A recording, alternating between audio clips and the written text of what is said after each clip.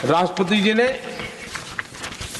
गणतंत्र के 75 वर्ष के मौके पर संविधान निर्माताओं से प्रेरणा लेने का भी आग्रह अपने अभिभाषण में किया है। मैं आज बड़े संतोष के साथ कह सकता हूं कि हमारे संविधान निर्माताओं की जो भावना थी, उसी का आदर करते हुए, उसी से प्रेरणा लेते हुए हम आज आगे बढ़ रहे हैं। कुछ लोगों को लगता होगा ये यूसीसी क्या लाए हैं, लेकिन जो संविधान सभा की डिबेट पढ़ेंगे उनको पता चलेगा कि हम उस भावना का यहाँ लाने का प्रयास कर रहे हैं। कुछ लोगों की राजनीति आड़े आती होगी, लेकिन हम संविधान निर्माताओं की इस भावना को जीते हैं ना, तब जाकर के ये साहस करते हैं और कमिटमेंट के साथ पूरा करने का प्रयास करते हैं। आदरणीय सभापति जी, संविधान निर्माताओं का आदर करना चाहिए था। संविधान निर्माताओं के एक एक बात से प्रेरणा लेने की थी, लेकिन ये कांग्रेस है जिसने आजादी के तुरंत बाद ही संविधान निर्माताओं की भावनाओं की धज्जियां उड़ा दी थी। और ये दुख के साथ मैं ये कहना पड़ रहा है।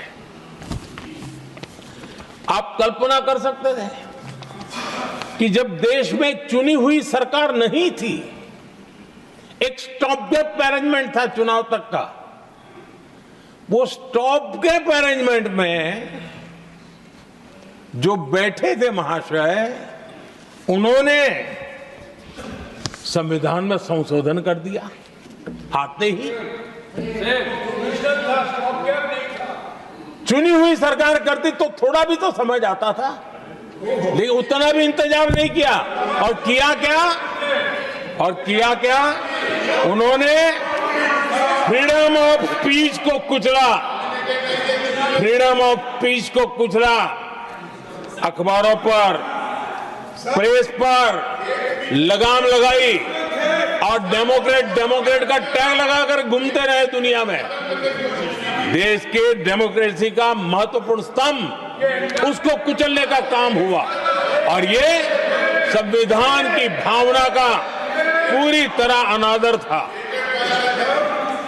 आदरणीय सभापति जी, देश की पहली सरकार थी, नेहरू जी प्रधानमंत्री थे,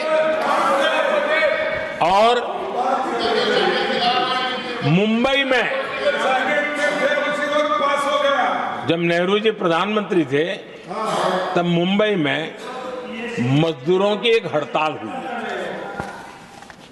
उसमें मशहूर गीतकार मजरूह सुल्तानपुरी जी ने एक गीत गाया था, कॉमनवेल्थ का दास है। ये कविता उन्होंने गाई थी।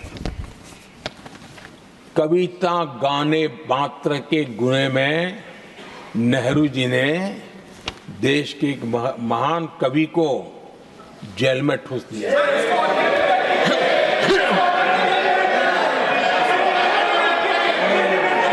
मशहूर एक्टर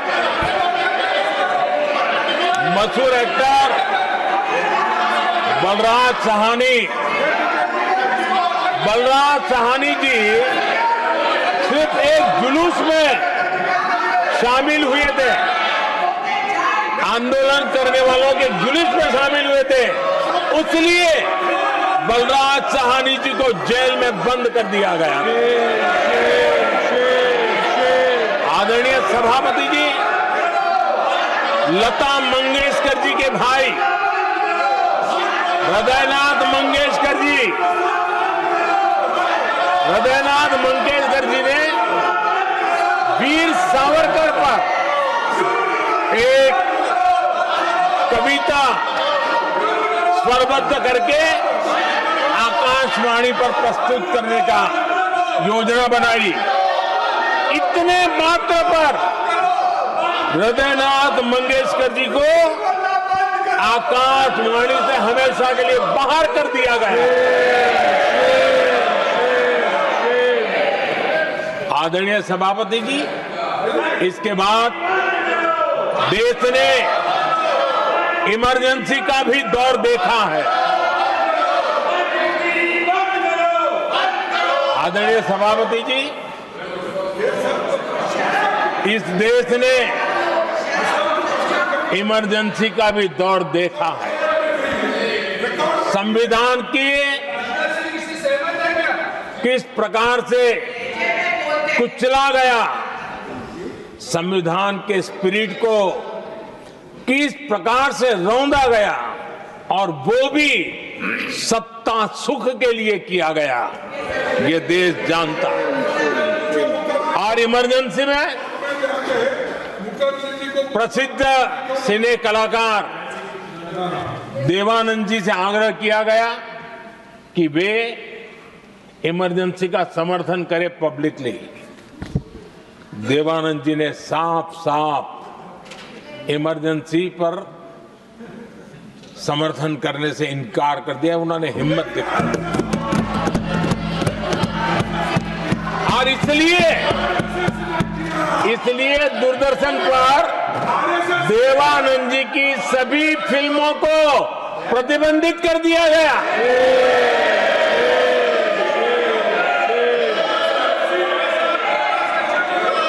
आदरणीय सभापति जी, ये संविधान की बातें करने वाले लोग, उन्होंने सालों से संविधान को अपने जेब में रखा है, उसी का एक परिणाम है। संविधान का सम्मान नहीं किया है।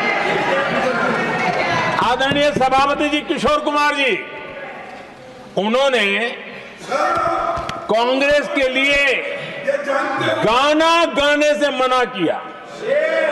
इस एक गुनाह के लिए आकाशवाणी पर किशोर कुमार के सभी गानों को प्रतिबंधित कर दिया गया।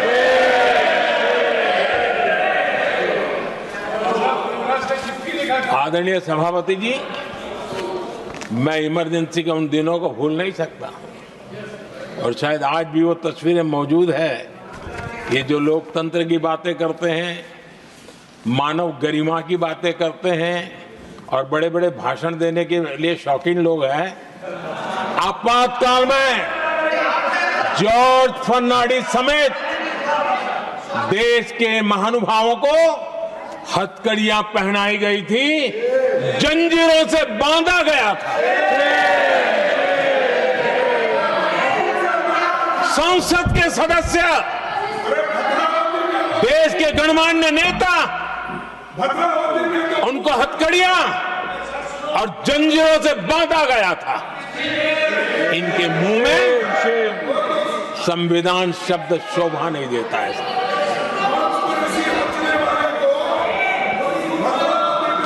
आदरणीय सभापति जी, सत्ता सुख के लिए, शाही परिवार के अहंकार के लिए इस देश के लाखों परिवारों को तबाह कर दिया गया, देश को जेल खाना बना दिया गया।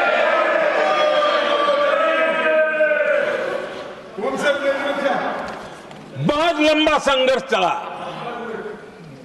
ये अपने आप को बहुत बड़ा तीसमार खा मारने वालों को जनता जनार्दन की ताकत को स्वीकार करना पड़ा, घुटने टेकने पड़े, और देश में जनता जनार्दन के सामर्थ्य से इमरजेंसी हटी। ये भारत के लोगों की रगों में जो लोकतंत्र है ना, उसी का परिणाम था।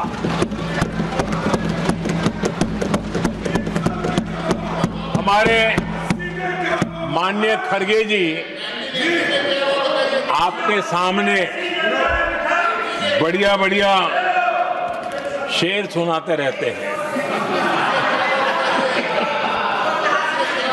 और उनका शौक है शेर सुनाने का।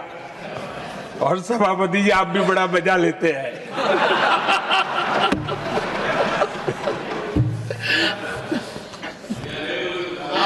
एक शेर मैंने भी कहीं पढ़ा था,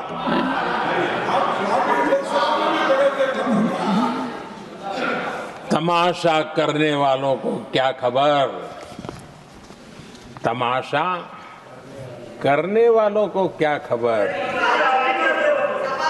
हमने कितने तूफानों को पार कर दिया जलाया है। हमने कितने तूफानों को पार कर दिया जलाया है। आदरणीय सभापति जी, मैं आदरणीय खड़गे जी वरिष्ठ नेता है और मैं हमेशा सम्मान करता हूँ, और इतना लंबा समय सार्वजनिक जीवन ये छोटी बात नहीं है। और मैं इस देश में चाहे शरद राव हो चाहे खड़गे जी हो, इन सब का मैं, हमारे देवगौड़ा जी बैठे हैं, ये असामान्य सिद्धियां हैं उनके जीवन की जो उन्होंने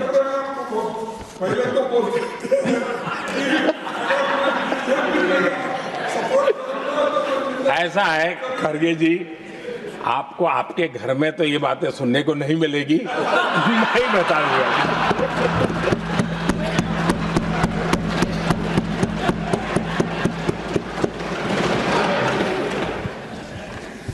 इस बार मैं देख रहा था कि खड़गे जी कविताएं पढ़ रहे थे, लेकिन जो बातें बता रहे थे, और आपने बड़ा सही पकड़ा था कि जरा बताओ तो सही भी ये कविता है कब की है?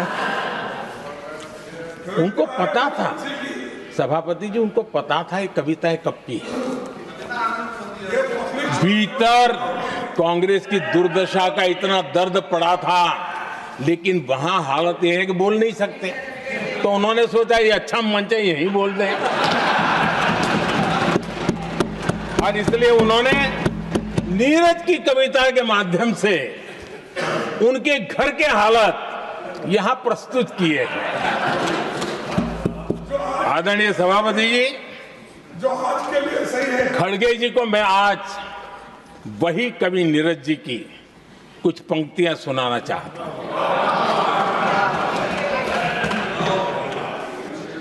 कांग्रेस सरकार का जो दौर था उस समय नीरज जी ने ये कविताएं लिखी थी, और उसमें उन्होंने कहा था, है बहुत अंधियारा, है बहुत अंधियारा, अब सूरज निकलना चाहिए, अब सूरज निकलना चाहिए, जिस तरह से भी हो ये मौसम बदलना चाहिए, जिस तरह से भी हो ये मौसम बदलना चाहिए। नीरज जी ने कांग्रेस के उस कालखंड में ये कविता कही। 1970 में जब कांग्रेस, अरे चारों तरफ कांग्रेस ही कांग्रेस का राज चलता था, उस समय नीरज जी का एक और कविता संग्रह प्रकाशित हुआ था, फिर दीप जलेगा। हरिवंश जी तो अभ्यासु हैं तो उनको भली भांति पता है, उस समय उनका यह संग्रह प्रसिद्ध हुआ था, फिर दीप जलेगा। उसमें उन्होंने कहा था, और ये बड़ा महत्वपूर्ण है, नीरज जी ने उस समय कहा था, मेरे देश उदास न हो। नीरज जी ने अपनी कविता में कहा था, मेरे देश उदास न हो, फिर दीप जलेगा, तिमिर ढलेगा। और हमारा सद्भाग्य देखिए, हमारे प्रेरणा पुरुष अटल बिहारी वाजपेयी जी ने भी 40 साल पहले कहा था, सूरज निकलेगा, अंधेरा छटेगा, कमल खिलेगा।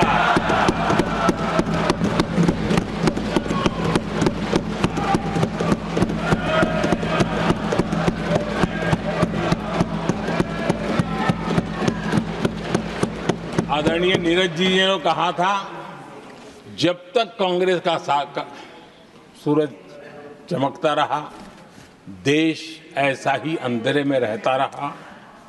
कई दशक तक ऐसे ही हाल बने रहे। आदरणीय सभापति जी, गरीबों को शक्ति देने के लिए, गरीबों के सशक्तिकरण के लिए जितना काम हमारे कार्यकाल में हुआ है, हमारी सरकार के द्वारा हुआ है, इतना पहले कभी नहीं हुआ। गरीबों का सशक्तिकरण और गरीब ही गरीबी को परास्त करे, उस दिशा में हमने योजनाओं को आकार दिया। और मुझे मेरे देश के गरीबों पर भरोसा है, उनके सामर्थ्य में भरोसा है। अगर अवसर मिल जाए ना तो वो हर चुनौतियों को पार कर सकता है।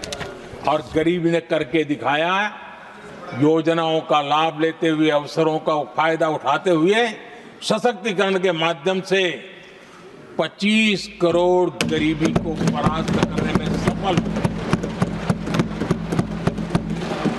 25 करोड़ लोगों को गरीबी से बाहर निकालना ये हमारे लिए गर्व का विषय है कि हमने एक बहुत बड़ा काम किया है। जो लोग गरीबी से निकले हैं, कठोर परिश्रम करके निकले हैं, सरकारी पर भरोसा करते हुए, योजनाओं को आधार बना करके, और आज गरीबी से निकलकर वो एक न्यू मिडिल क्लास हमारे देश में अर्जित हुआ है। आदरणीय सभापति जी, मेरी सरकार इस न्यू मिडिल क्लास और मिडिल क्लास के साथ डट करके खड़ी है और बहुत कमिटमेंट के साथ हम खड़े हैं। हमारे न्यू मिडिल क्लास और मिडिल क्लास की आकांक्षाएं आज देश के लिए गति देने वाली शक्ति है। हमारे देश की एक नई ऊर्जा है, देश की प्रगति का सबसे बड़ा आधार है। श्रेष्ठ भारत पर खबरों से जुड़े रहने के लिए चैनल को सब्सक्राइब और लाइक करें, बेल आइकन दबाएं और देखते रहें श्रेष्ठ भारत।